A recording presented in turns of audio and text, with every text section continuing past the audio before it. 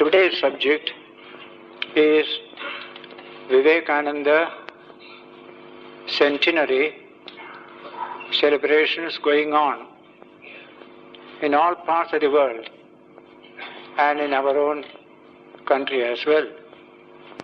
It is good for you to know what this centenary means to us in India and to people abroad. A man like Swami Vivekananda doesn't come every day or even every century. Once in several centuries, you get a personality of this type. His birthday was 1863. So 1963, we celebrated his centenary all over India and abroad. But this particular centenary has a tremendous significance. It relates to his work for the nation and his work for the rest of humanity. 1892, he went round India as a wandering monk.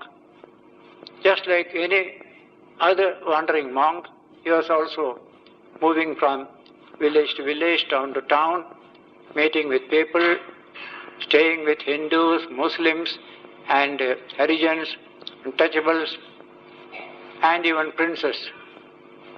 For more than 1 year, continuous tour he undertook as a monk is expected to do. Visit all the holy places, but he also visited the hovels of poor people, suffering people everywhere. Behind this Gariva cloth was a tremendous patriot and lover of humanity. That took him to study human condition in India in the contemporary period. In the books we hear of great things, great events, but what is the condition today? This question nobody else has asked. He was the only person who asked this question, and he wanted to find an answer. After completing his discipleship under Sri Ramakrishna, in 1886, Ramakrishna passed away. 92, he undertook this continuous tour from Calcutta, Benares, Allahabad, Delhi, Meerut, further north, Dehradun, etc. Then Rajasthan, Madhya Pradesh, Gujarat, Bombay, Karnataka, and Tamil Nadu, Kerala, finally Kanyakumari. This is the famous Parivrajaka period of Vivekananda's life. It has tremendous significance for us in India and for humanity elsewhere. Today the Kanyakumari Kendra is reenacting this Parivrajaka experience. I inaugurated their procession from Calcutta, January 12th. Now they have reached from Mysore, the Tamil Nadu area, and further Kerala, Trivandrum, Kanyakumari. By 24th of December they will reach there, and youth conventions, celebrations, everything will be there at Kanyakumari, where Swamiji sat and meditated, where you have a beautiful memorial erected by the whole nation. People paid money, Hindu, Muslim, Christian, Communist, Socialist, all contributed to that great memorial on a rock in the midst of the sea, where all the three oceans meet in that corner. Now there, these programs have been arranged. This is called the famous Parivrajaka Yatra. I received reports, tremendous enthusiasm. College students, school students, public, small towns, villages, wherever they pass through great interest. Sometimes the governor or the ministers participate in every type of human being. That is one aspect of this centenary, 92. But 93 is going to be another great centenary celebration, namely the centenary of Chicago World Parliament of Religions, where Vivekananda went and took the whole audience by storm, by his beautiful, elevating ideas, by his personality, by his command of language, by his intense spiritual strength. That will be 11 September 1993, the centenary. For that, preparations are going on all over India and abroad. The government of India, for the first time, recognized Vivekananda's relevance to our nation building today. Actually, the patriots who fought for freedom, they were inspired by Swami Vivekananda literature. Swamiji asked people to love the people, love the common people.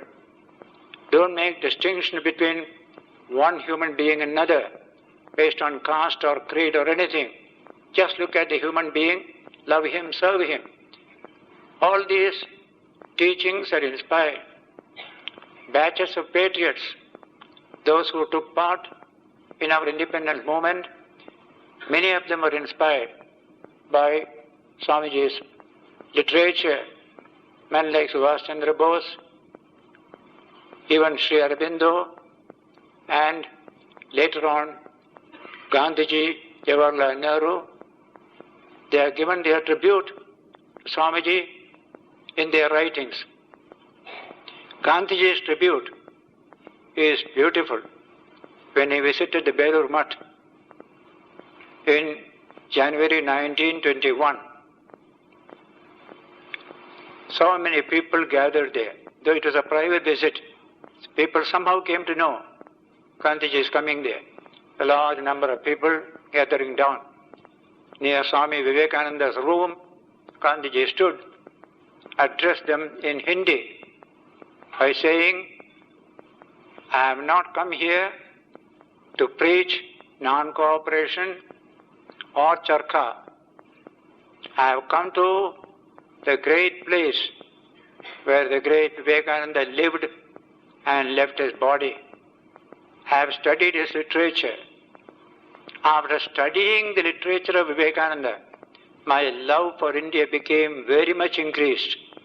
I want all of you to take something of that inspiration when you leave this place to your own homes. That was Gandhiji's beautiful tribute.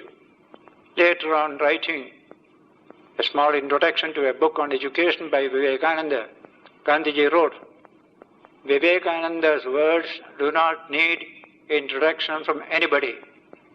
They make their own irresistible appeal. Yours, Bapu. That is the only introduction. What a powerful one-sentence introduction. Jawaharlal Nehru got the opportunity to study Vivekananda literature. He told me personally when he was in Ahmednagar prison after the Quit India movement. There he studied all this literature, and in his new book, Discovery of India, nearly 5 pages have been devoted to Swami Vivekananda. One sentence there is this, page 405 or so. Rooted in the past, with full of pride in India's heritage, Vivekananda was yet modern in his approach to life's problems. He was a kind of bridge between the past of India and the present. That was Vivekananda, according to Jawaharlal Nehru. Later on, in another speech in Delhi, on Vivekananda's birthday. He said, I want every young person in India to read Vivekananda's two books, Lectures from Colombo to Almora and Letters of Vivekananda. These are the books that created that awakening in the nation and the great search for freedom and lifting up the common people. All these come from these two books. He wanted young people to read these books, but unfortunately, after he spoke this, 49 he spoke, very few people read these things. They forgot all about it. So you find a race of selfish, self-centered people filled our administration, politics, everywhere. There is no love for the common people. So much of corruption, so much of evil. All this come. Why? You love only yourself. You don't love the nation. You don't love the people. I am sitting on the chair in the secretariat. I am there to serve my people. I have no spirit of service. I know only myself, how to fatten myself. That would not have happened if that generation had studied Vivekananda literature. The greatest emphasis he places is on the philosophy of service. I am here to serve you. I am here to help you. You are struggling to stand up. I am here to help you. That attitude he wanted to develop in our people. We quarreled with each other politically, socially, religiously for centuries, and we all went down. Today we have to develop a new character.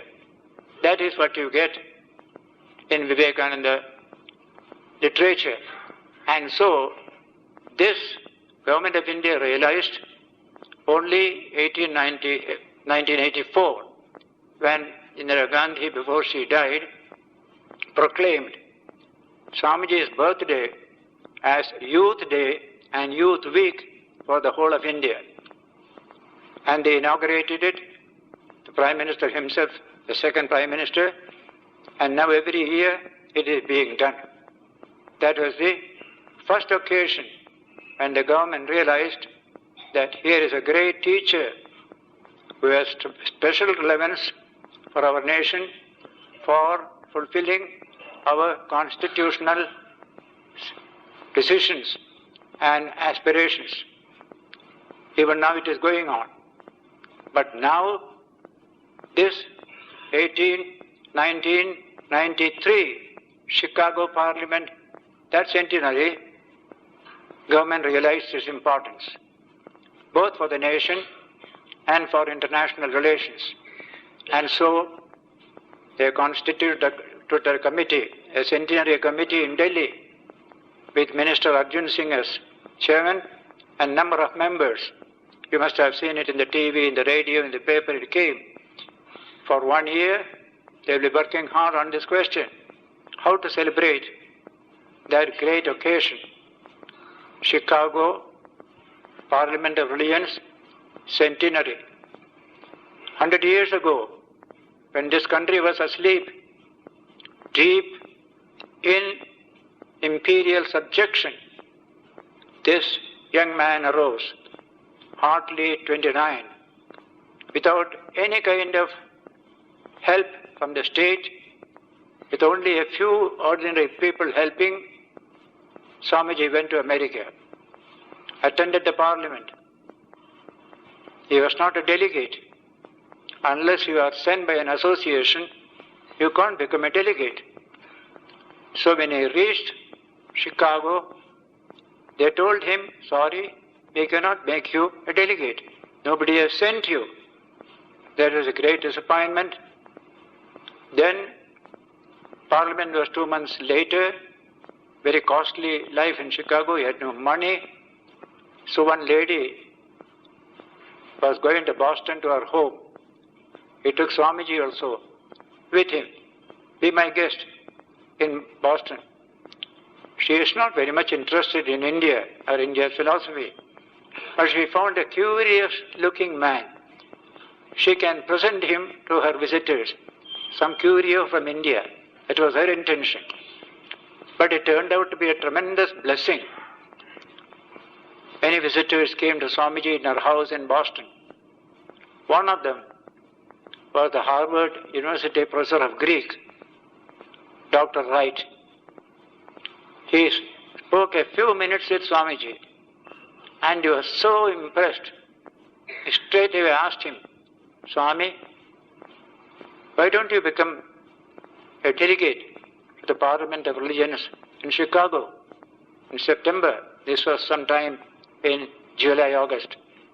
Swamiji said, I wanted to, but they told me, you have no credentials.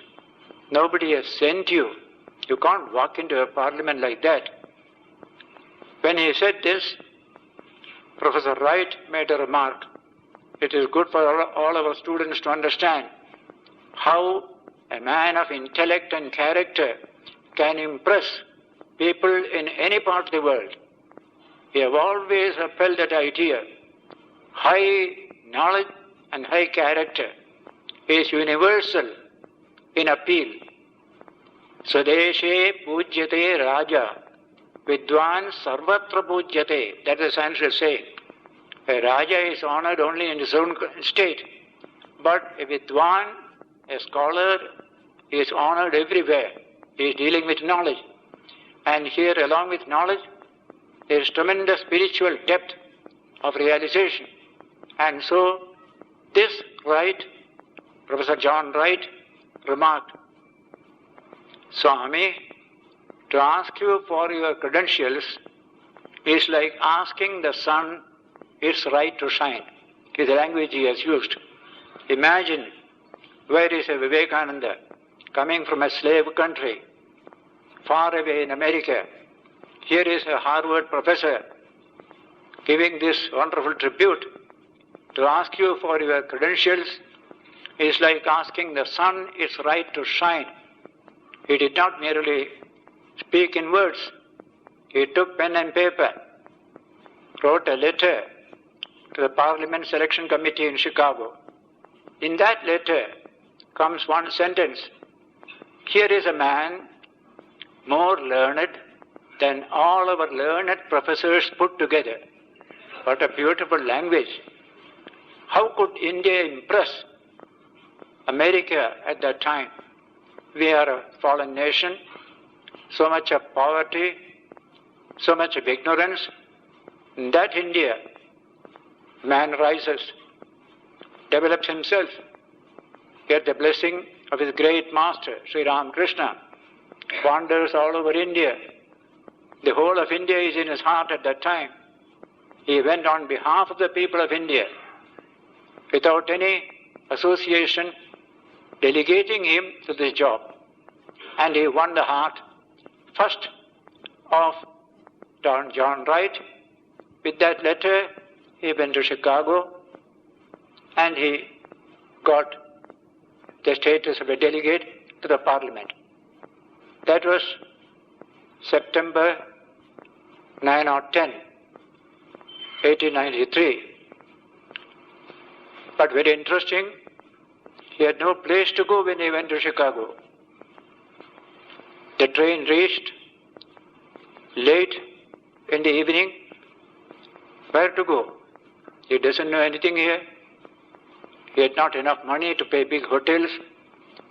So there was a packing box in the rail yard. He slept in that packing box. Just like in India, under a tree, a sadhu sleeps, he did the same thing there. Next morning, he got up. He was very hungry, very tired. He entered the street and started walking, Michigan Avenue. When I was in Chicago, I often used to go through that way, Swamiji, because a lot of change has come in the contour of Chicago now.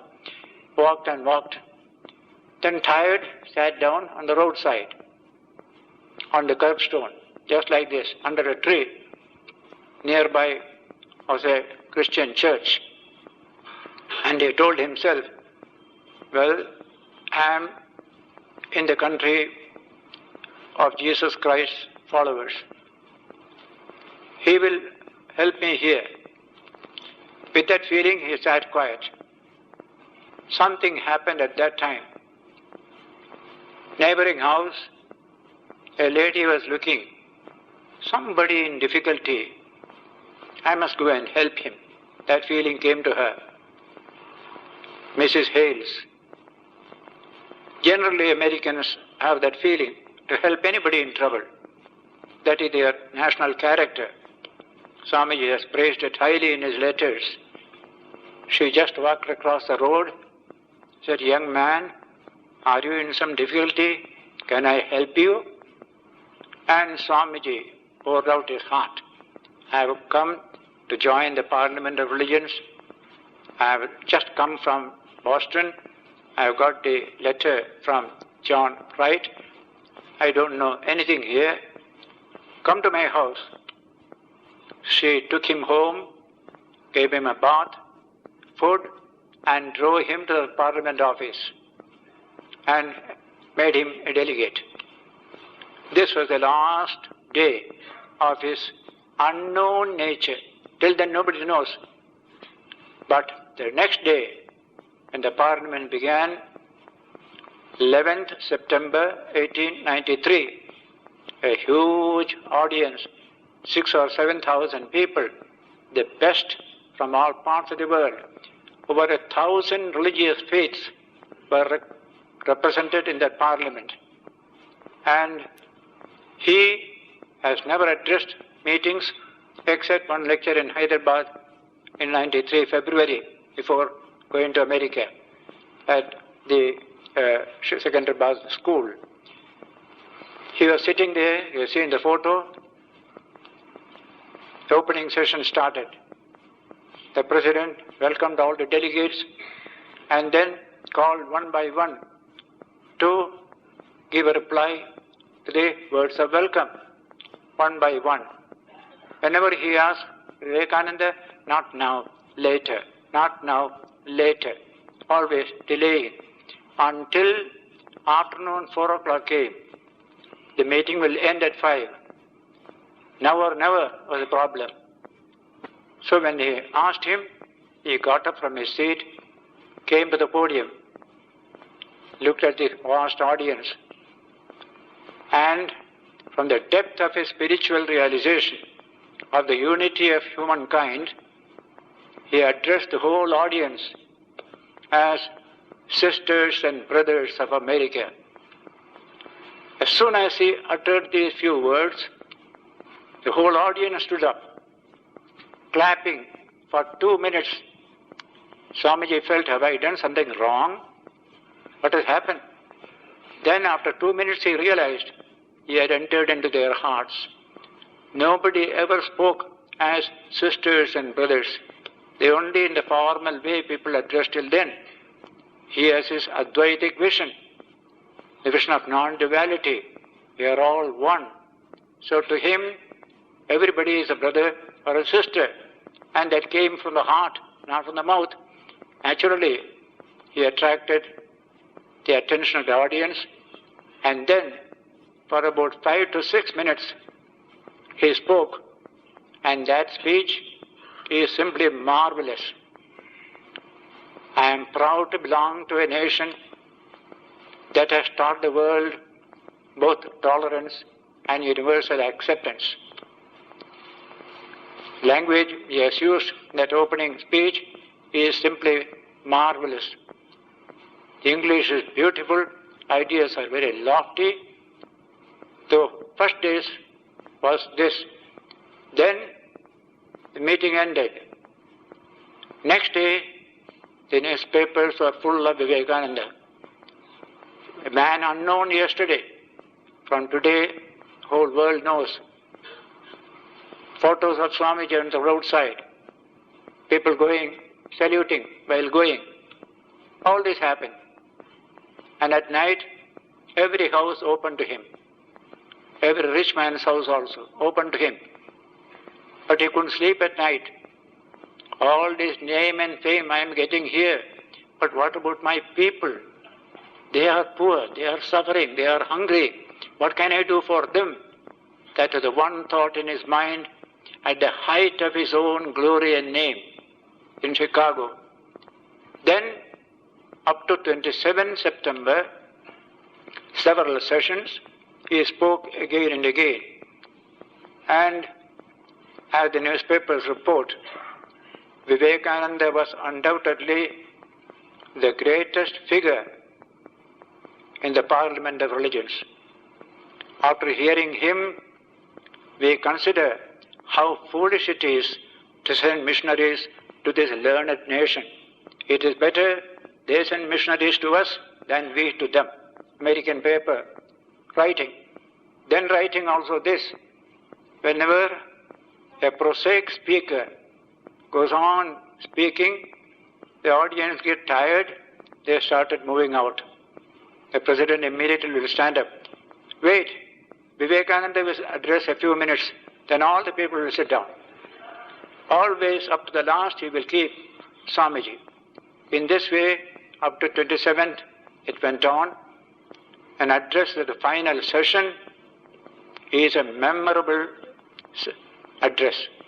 He says, if the Parliament of Religions has taught anything to the world, it is this, that holiness, purity and charity are not the exclusive possessions of any church in the world, but every religion has produced men and women of the highest character and goodness.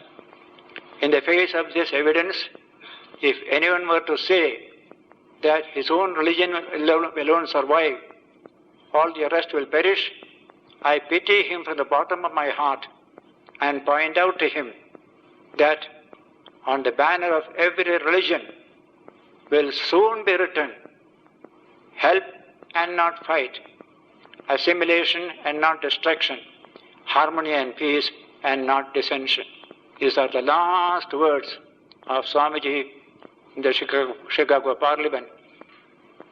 The scientific session also he addressed, and the president at that session has paid high tribute to Swami Vivekananda. Because of this, he began to get invitations from various parts of America. For the next 4 years, he was moving from place to place, lecturing here, lecturing there.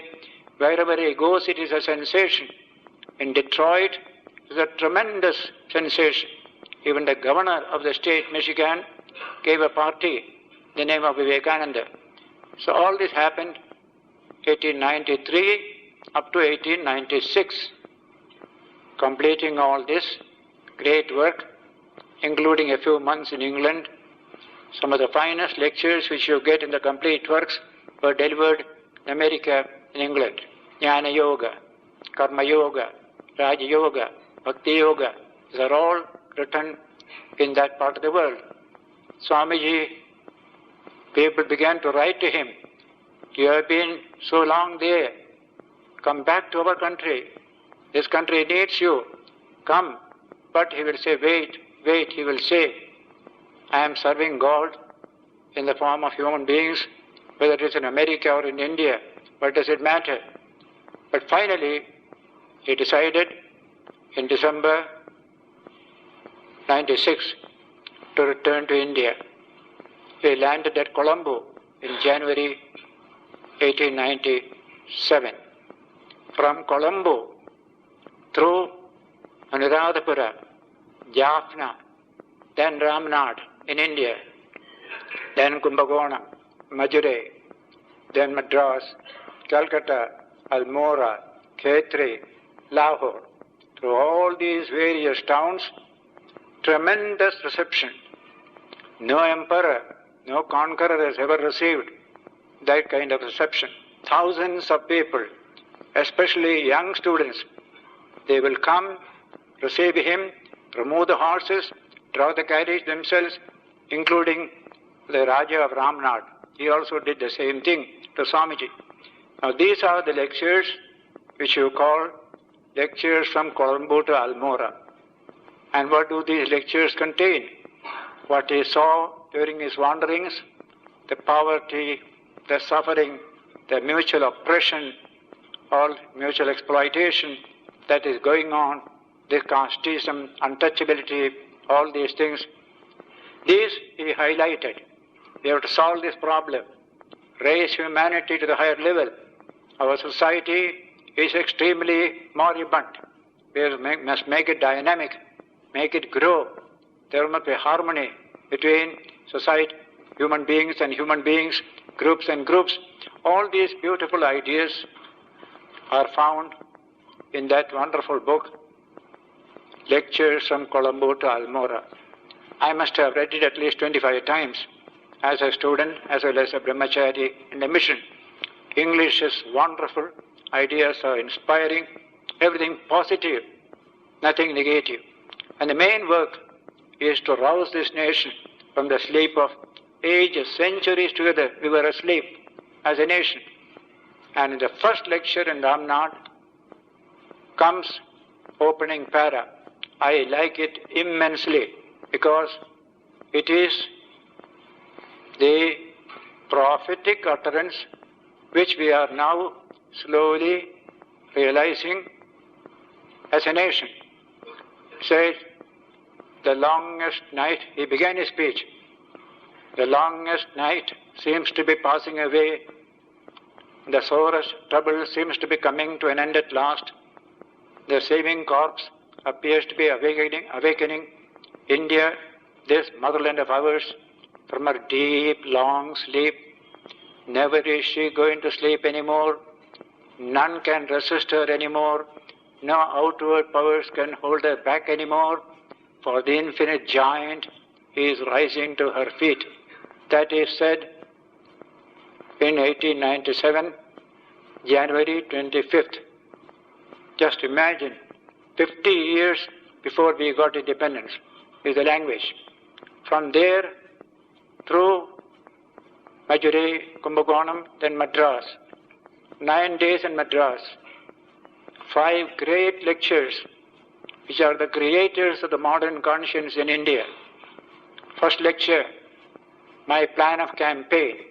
Crowds and crowds and crowds. You must read the Hindu newspaper of that time. It will say, all the students are continuing to stay on in Madras. The hostels are full. They are not returning home because Swamiji is coming. And everywhere, crowds of people coming to the lecture. And the first lecture, my plan of campaign, like an army general planning a campaign, my plan of campaign. Second lecture, the work before us. Third lecture, Vedanta and its application in Indian life. Fourth lecture, the sages of India. Fifth lecture, the future of India. Read them today. Today, the same problems we are confronted with today. And the lectures contain light on these problems, how we can tackle them. Then, from Madras, he goes to Calcutta, his own hometown, where he was a little child playing in the streets. So when they honored him with a great reception, he said, why do you honor me like this? I am the same little child who used to play in the streets here. I am one of you. Like that you will find he is speaking in there. Tremendous 2-3 lectures there. He went to Dhaka, then Almora, to Khetri. In Lahore, all the people joined together. That is Samaj, Sanatana Dharma, general population, under Swami Ramatirtha's leadership. He was a professor of mathematics in the college there. Later on he became a sadhu after seeing Vivekananda's example. There are 3 lectures, of which the most powerful, the longest, about 2 hours, Vedanta, as a lecture. 2 hours, that lecture. And in that lecture we refer to this, what we have done with humanity in India. Man has stifled other human beings. Millions have been dying of thirst and hunger. We didn't care to lift a finger to help them. This untouchability, don't touch me. Wipe off this blot. These are his words there. Wipe off this blot. Develop high character. Love your nation. Hold high the banner of Advaita, non-duality, non-separateness, we are all one. This is what we need in India. High character is needed.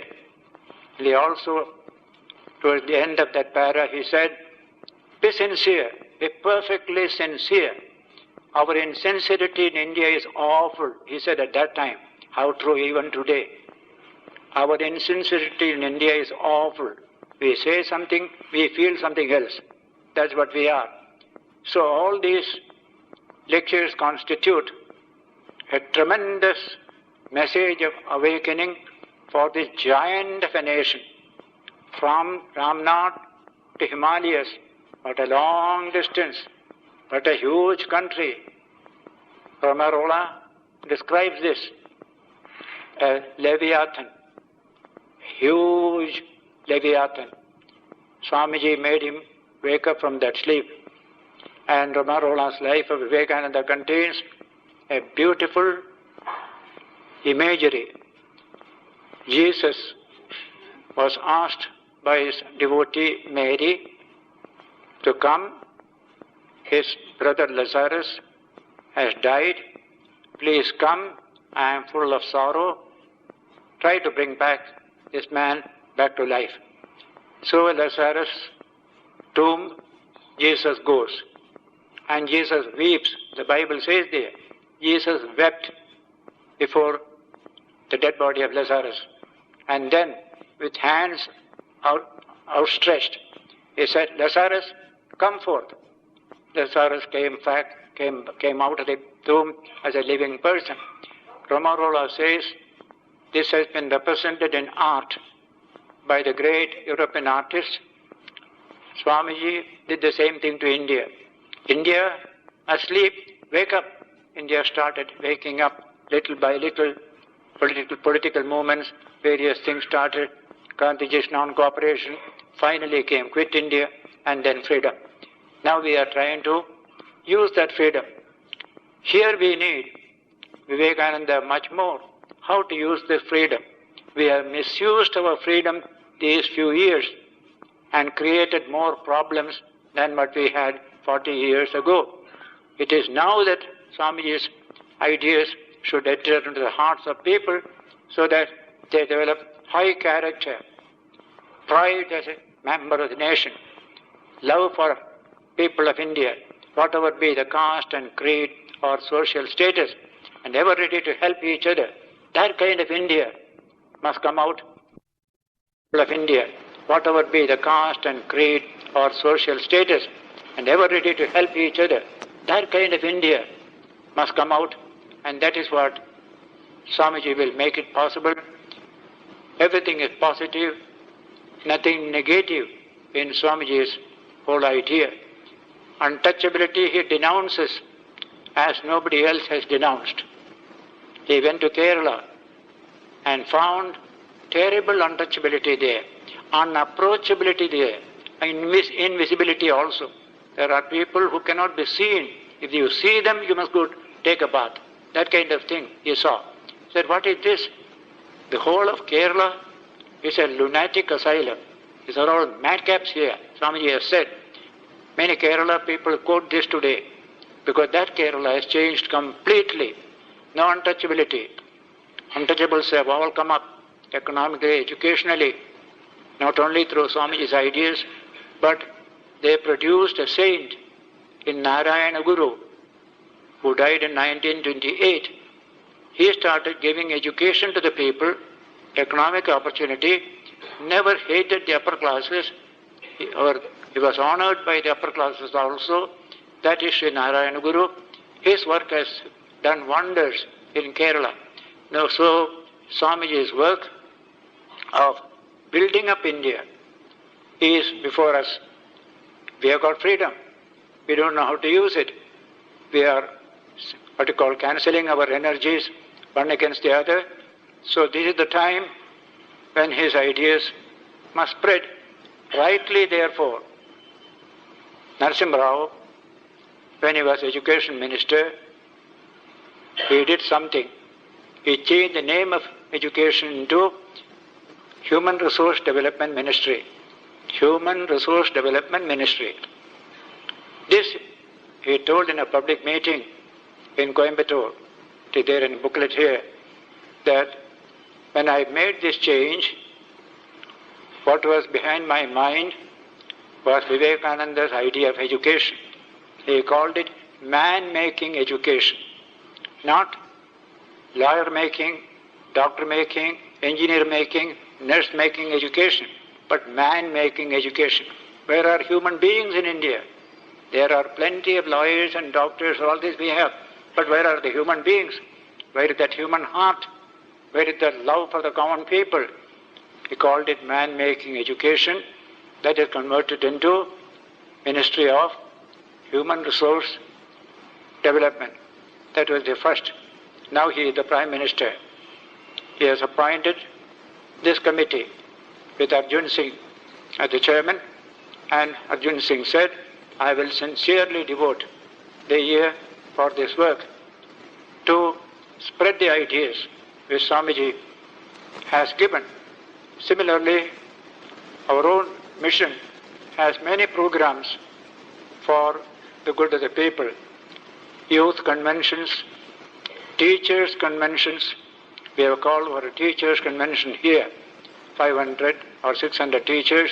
Similarly, young people, the districts also. Then erection of Swamiji's statue. People have already offered money, 2 lakhs for a statue in Hyderabad, another statue in Kottagudam. The end of this week, they are going to have that statue inaugurated, and many people are going there. I also should have gone, but I have got some other program, therefore I am not going. Vizag, already a statue has been established on the seaside. Tirupati, the executive officer came here. We will sanction 2 lakhs and put a statue in Tirupati, he said. He himself said. So in this way, Swami Vivekananda is being brought to the people so that they may be inspired by the positive ideas which Swamiji gives. I mentioned this word positive ideas because in India there are so much of negation, negative ideas, anti this, anti that, anti that. Nothing pro. When Tagore met Brahmachari in Europe, he saw him deeply interested in India, writing a book on Gandhi. He had written a book on Beethoven earlier, and John Christopher, famous novel for which he got Nobel Prize. So Tagore told Brahmachari, if you want to understand India, study Vivekananda. In him, everything is positive, nothing negative. That was a tremendous remark. And the result was Brahmachari turning his attention to study Vivekananda literature, Ramakrishna literature, all available only in English, and he did not know English. He knew French only, but his sister knew English. Through the sister, he got all the ideas from English to French, and the result was those 2 great books, Life of Ramakrishna, Life of Vivekananda, where in the preface, a word to my Western readers, he writes, Ramakrishna, Vivekananda, out of the procession of great people whom India produced in the modern period, I have chosen 2 men who have won my heart through their great character. They are the splendid symphony of the universal soul, Ramakrishna, Vivekananda. What a beautiful expression. Splendid symphony of the universal soul. So, in that book, you find him presenting Ramakrishna in a great light, Vivekananda as the harmony of all human energy, a harmony of East and West. Such language you will find plenty. Now that book created a sensation when it was first published in French, translated into many languages. I have seen the Greek edition, and there was Russian edition, various editions. In English also we published it in India. Now that Vivekananda is slowly being recognized by our people little by little. Hardly 1% of the people may be knowing Vivekananda. But which nation can have a guide and a leader of this nature? Completely positive. No hatred towards anybody except against laziness, selfishness, exploitation and such things. That is Vivekananda. We have not yet understood him. This centenary will give a great opportunity for more and more people to study Vivekananda. We have nothing more to do. Simply read his literature. It will catch you by your heart. Ramakrishna himself said, I'm quoting his words, Vivekananda's words are great music. They are like Beethoven's symphonies. They are like the stirring rhythms of the March of Handel choruses. I cannot touch these words of Vivekananda, separated from me in books of 30 years distance, without getting a thrill through my body as an electric shock. The whole nation in India today needs to be shocked by this literature. Then you will find a new character strength coming to the nation. Today there is no character strength. That will come when we study this literature. When I gave the 4 talks on practical Vedanta and the science of values in this August, I especially referred to Vivekananda's effort to make Vedanta practical, to create a society based on the Vedantic vision of the spiritual nature of the human being, of the unity of all mankind, the spirit of service, dedication, practical efficiency. All these are parts of practical Vedanta. That is what the nation needs today. So everyone who feels inspired by his utterances must inspire others as well. In this way, ideas spread. It did not go through governments, it did not go through any particular institution. Every citizen, when I know it is something fine, I share it with you. That is how great ideas spread in society. Just a Frenchman and his wife were in Saigon doing business. I'm telling, long ago, 1950s at that time. Later on, his business collapsed. He wanted to wind up and go back to France. One day, he was walking by the street. He saw a bookstall. There he found Ramakrishna's name, 2 books. He went and took it. It is Life of Ramakrishna, Life of Vivekananda. Took it home and read it. His life is completely changed from that day. He left Saigon, went back to Paris. Within a few years, he became the instrument of starting a Vedanta society in Paris.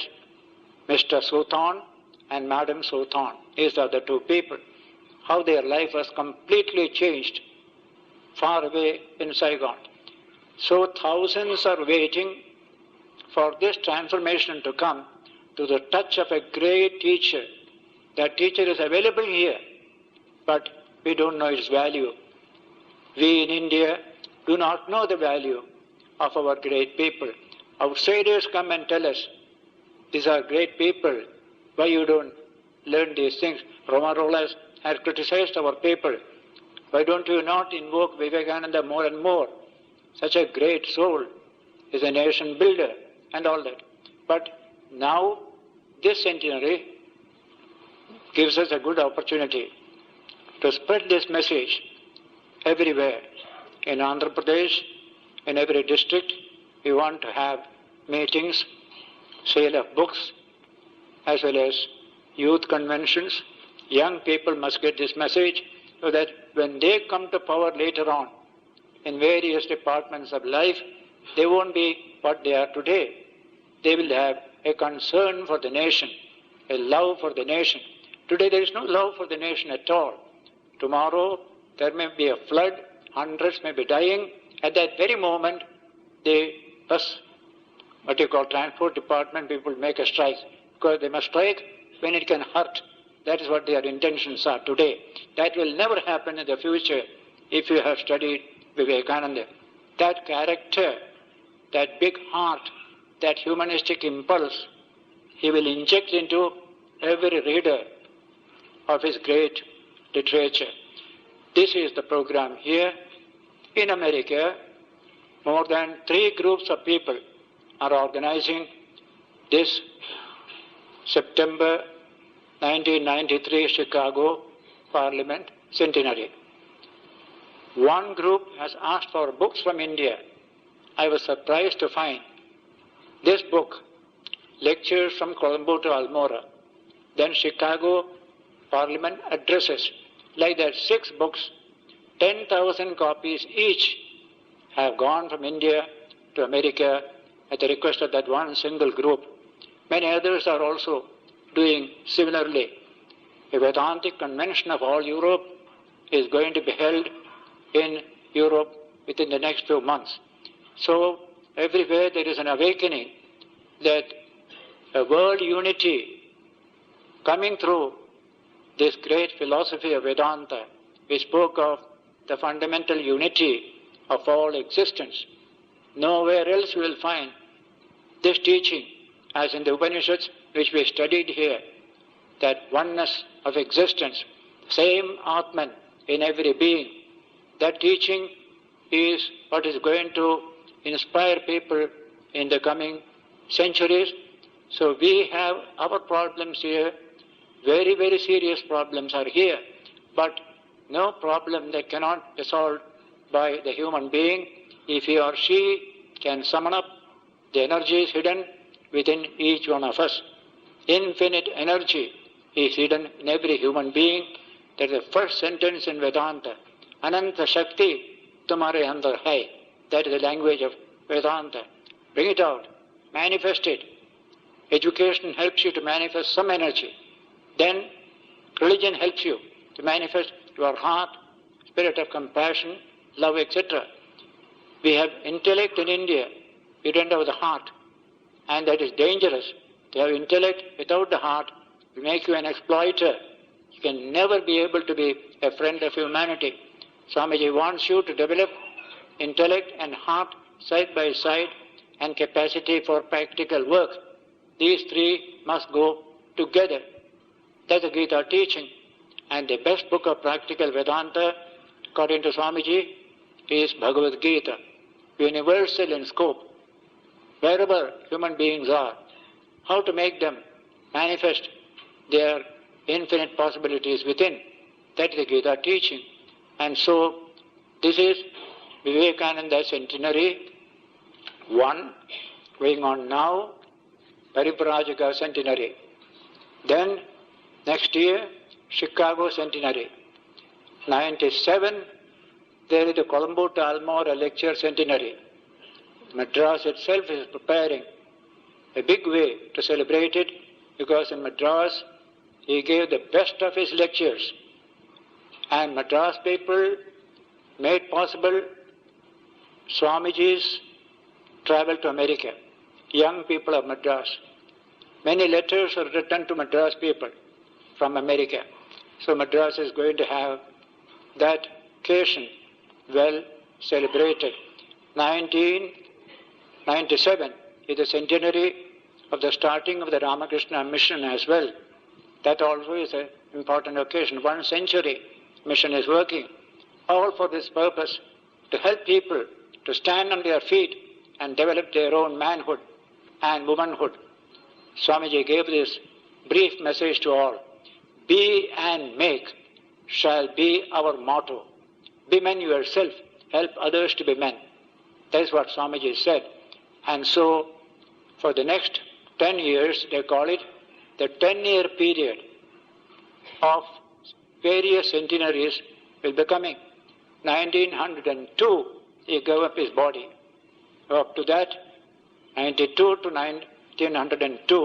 2002, you will have this 10-year period, where by that time, if through all our activities about 20% of people of India can become acquainted with Vivekananda, then we can say our national problems will be solved slowly, slowly, slowly.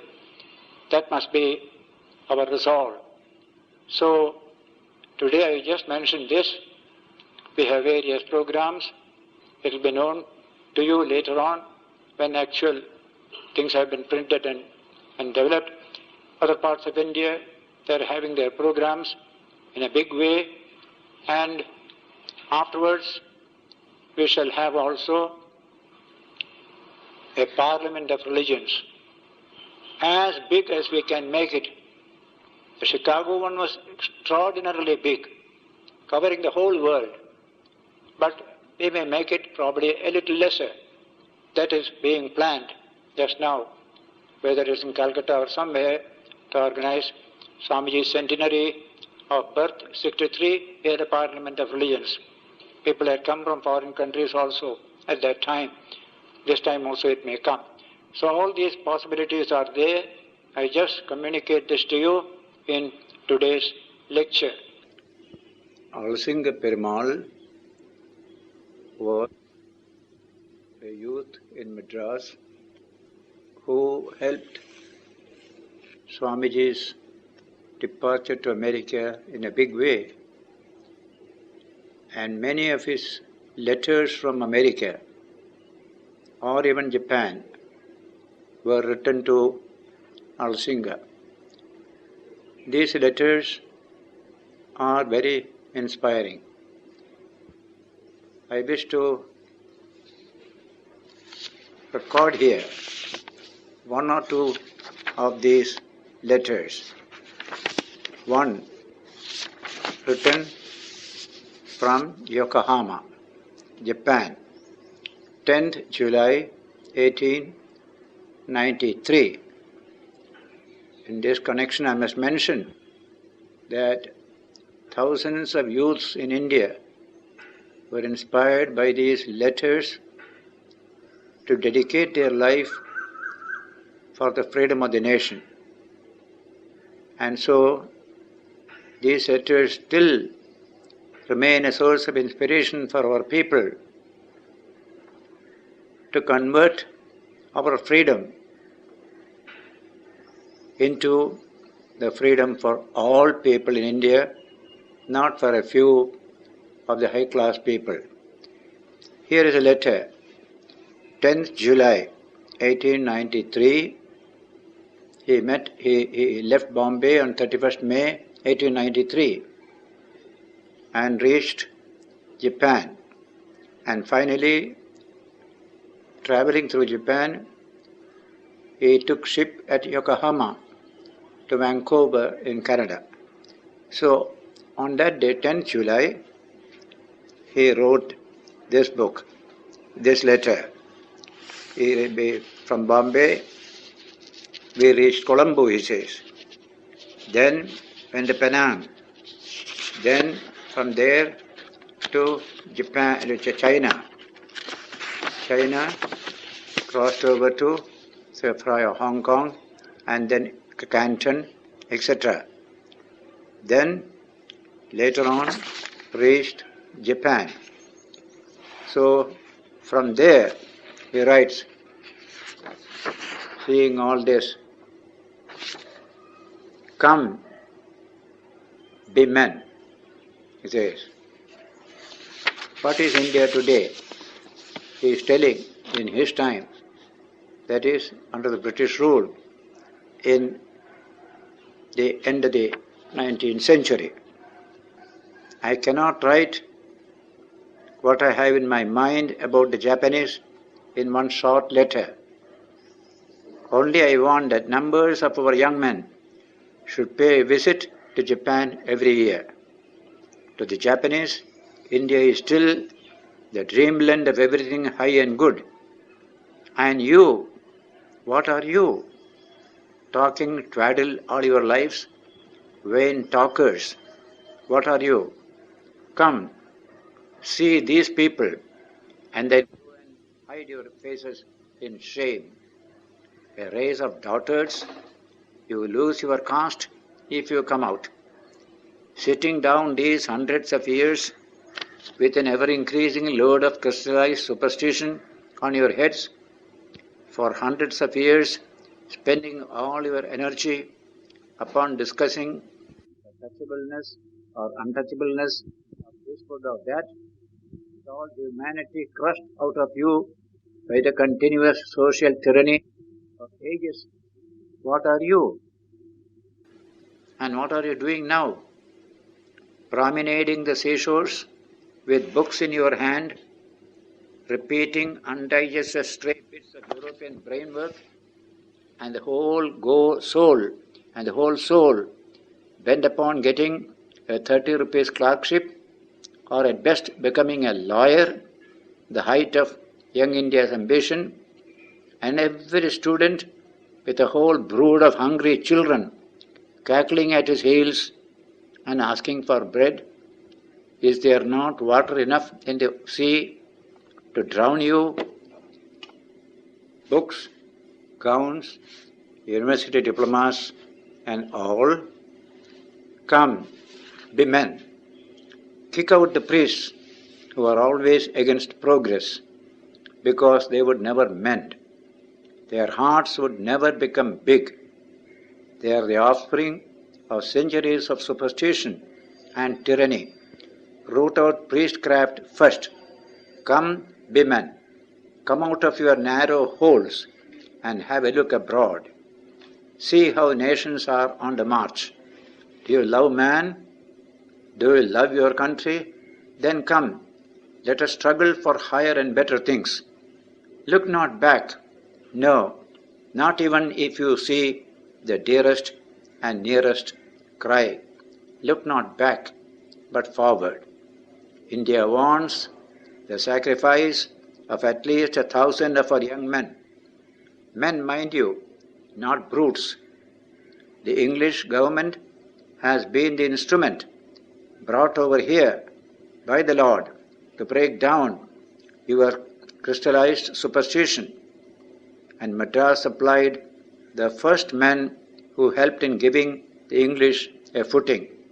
How many men, unselfish, thoroughgoing men, is Madras ready now to supply?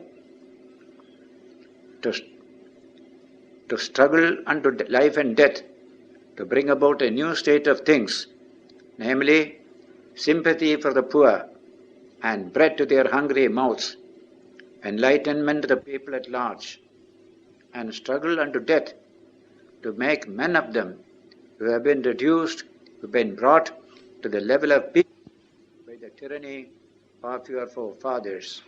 Yours, Vivekananda. The next letter, written to Alasinga, is from Breezy Meadows, Metcalfe, Massachusetts, 20th August 1893. Another very, very inspiring letter. Dear Alasinga, received your letter yesterday. Perhaps you have by this time got my letter from Japan. From Japan I reached Vancouver. From Vancouver to Chicago. 12 days in Chicago, visiting the various exhibitions which are extraordinary. They're very expensive to stay here, £1 a day. So, just now I am living as the guest of an old lady in a village near Boston. That lady, I have seen her house when I went to Boston. The house is still there. I accidentally made her acquaintance in the railway train from Chicago to Boston, and she invited me to come over and live with her. I have an advantage in living with her, in saving for some time my expenditure of £1 per day, and she has the advantage of inviting her friends over here and showing them a curio from India. And all this must be borne: starvation, cold, hooting in the streets on account of my quaint dress. These are what I have to fight against. But, my dear boy, no great things were ever done without great labor. Know then that this is the land of Christians, and any other influence than that is almost zero. Nor do I care a bit for the enmity of any ists in the world. I am here amongst the children of the Son of Mary, and the Lord Jesus will help me. They like much the broad views of Hinduism and my love for the Prophet of Nazareth. I tell them that I preach nothing against the Great One of Galilee. I only ask the Christians to take in the great ones of India along with the Lord Jesus, and they appreciate it. Yesterday, omitting a few passages, I am telling, Mrs. Johnson, the lady superintendent of the women's prison, was here. They don't call it prison, but reformatory here. It is the grandest thing I have seen in America. How the inmates are benevolently treated, how they are reformed and sent back as useful members of society. How grand, how beautiful, you must see to believe. And oh, how my heart ached to think of what we think of the poor, the low in India. They have no chance, no escape, no way to climb up. The poor, the low, the sinner in India have no friends, no help. They cannot rise, try however they may. They sink lower and lower every day. They feel the blows showering upon them by a cruel society, and they do not know whence the blow comes. They have forgotten that they too are men, and the result is slavery. Thoughtful people within the last few years have seen it, but unfortunately laid it at the door of the Hindu religion, and to them the only way of bettering is by crushing this grandest religion of the world. Hear me, my friend, I have discovered the secret through the grace of the Lord. Religion is not at fault. On the other hand, your religion teaches you that every being is only your own self multiplied. But it was the want of practical application, the want of sympathy, the want of heart. The Lord once more came to you as Buddha and taught you how to feel, how to sympathize with the poor, the miserable, the sinner, but you heard him not. Your priests invented the horrible story. The Lord was here for deluding demons with false doctrines.